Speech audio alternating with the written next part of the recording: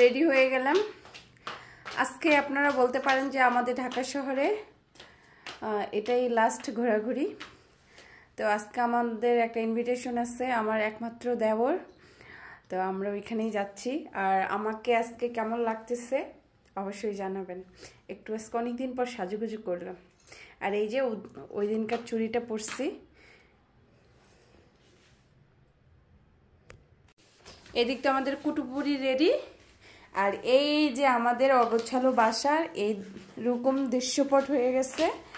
এই যে সব কিছু আধা আধা গোছালো, সব কিছু এলোমেলো হয়ে আসছে, যেহেতু আমরা গুছাগুছি করতেছি টুকটাক করে।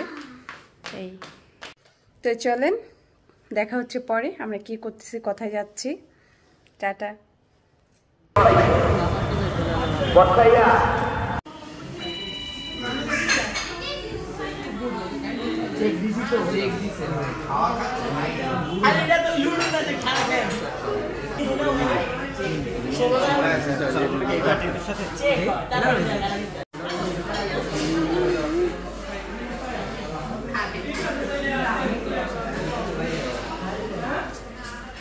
এই যে 2 দিন পরে পরে মিশকার বাবা হচ্ছে মোবাইলের ব্যাক কভার চেঞ্জ করে। চেঞ্জ কিনে নিছে না, বন্ধু গিফট করছে। মিথ্যা কথা বললাম। আরে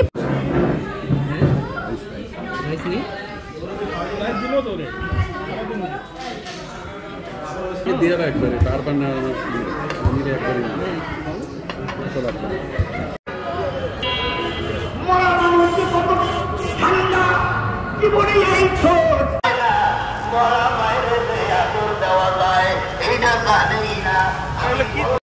এই যে আমরা এখন ফ্লোরিং করতেছি। আমাদের বাসা পুরোটাই অগোছালো, গুছাগুছি শেষ, খাটও খোলা হয়ে গেছে। এখন শুধু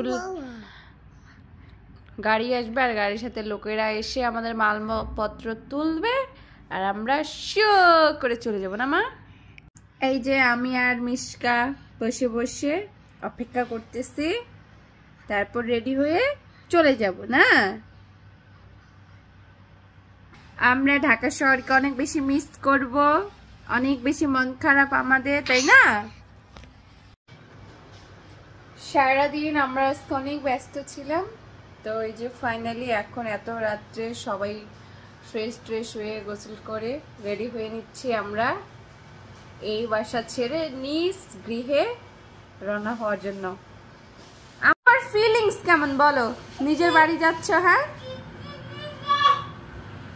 ওই আবার দূর আসো, সবাইকে টাটা দিয়ে দাও। টাটা দাও, দাও না, টাটা দাও। বোকা দিলে হবে না, মামা আন্টিরা বোকা দিবে তখন। আর ওইদিকে মিশকার আব্বু হচ্ছে এখনো গোছ গাছ করতেই আছে।